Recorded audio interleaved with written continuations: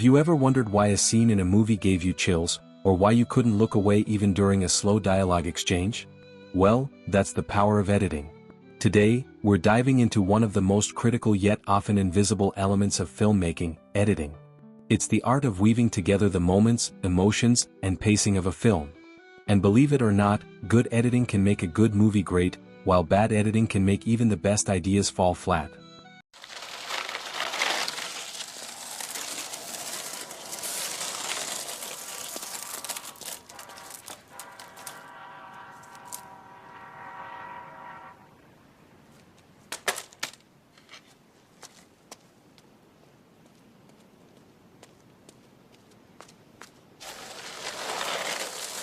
Einstein! Hey, Einstein, where's the doc, boy? Huh?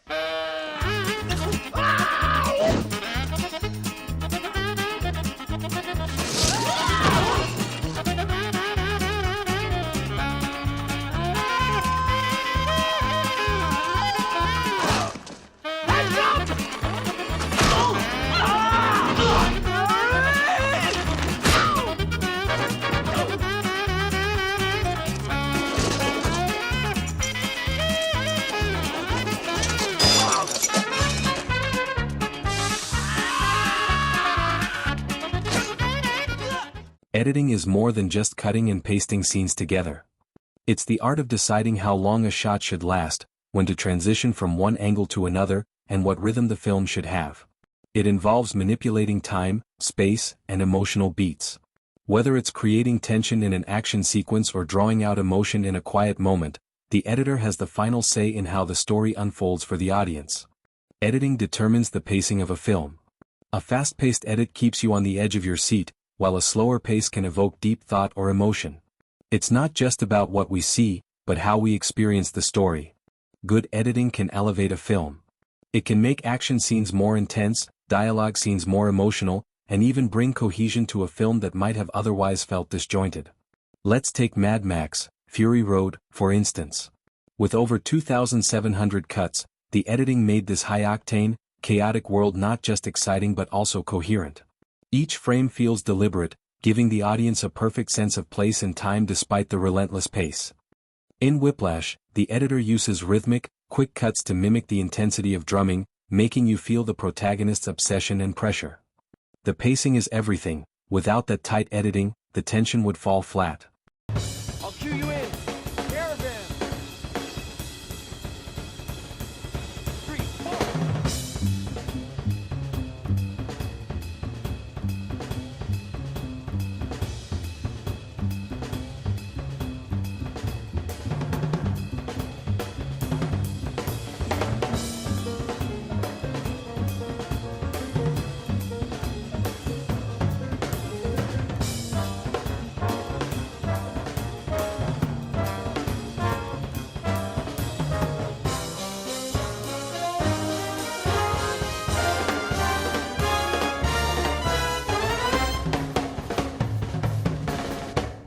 In The Dark Knight, cross-cutting between different storylines happening simultaneously creates a sense of urgency. Every cut builds suspense, heightens stakes, and pulls you deeper into the story.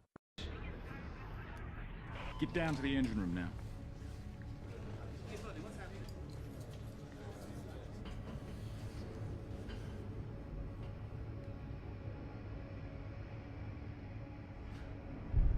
Captain, I got 100 barrels down there rigged to blow. In this.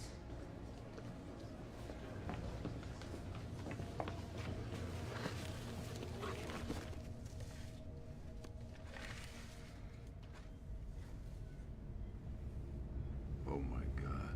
Looks like some kind of detonator. Why would they give us the detonator to our own bomb? Tonight you're all going to be a part of a social experiment. Through the magic of diesel fuel and ammonium nitrate, I'm ready right now to blow you all sky high. Liberty, come in, over. It's dead. Anyone attempts to get off their boat, you all die. I'm zeroing in. Each of you has a remote. Blow up the other boat. Force is on the ferry, but it's not the source. West.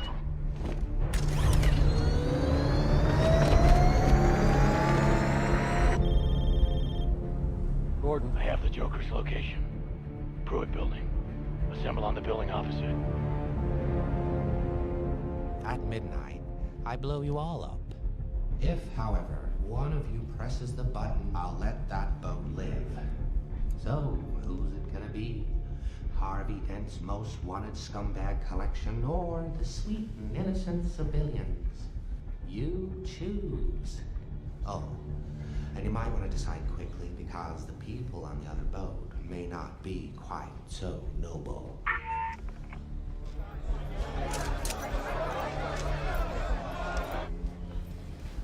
Stay back. Well, now, who are you to decide? We ought to talk this over at least. You don't all have to die. Those men had their chance. We are not going to talk about this. Why aren't we talking about it? They're talking over the same exact thing on the other boat. Let's put it to a vote.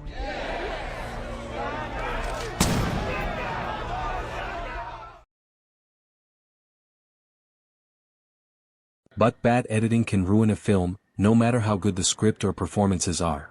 Let's take a look at Taken 3.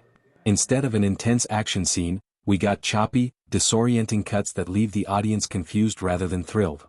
Too many cuts in quick succession can break the flow of a scene and distract from the story. Then there's Suicide Squad, where the editing was heavily criticized for jarring tonal shifts and awkward pacing.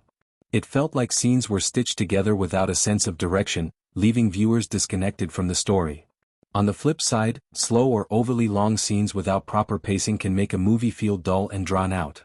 Without careful editing, even emotional moments can lose their impact. Editing isn't just a technical job, it's storytelling. Editors decide which takes to use, which moments to highlight, and how scenes flow into one another.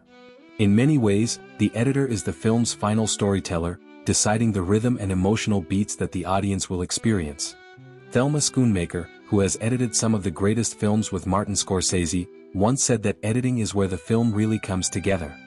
It's not just cutting for the sake of it, but understanding the psychology of an audience and knowing how to pace a story to maintain engagement.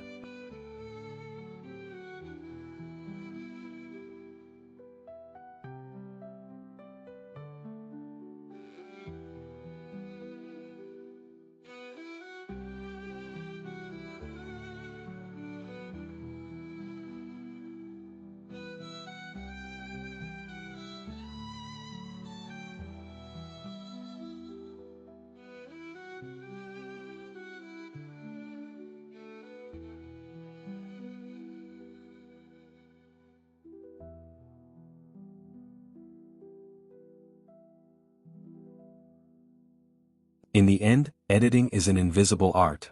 When it's done well, you don't even notice it, but when it's done poorly, it can take you right out of the experience.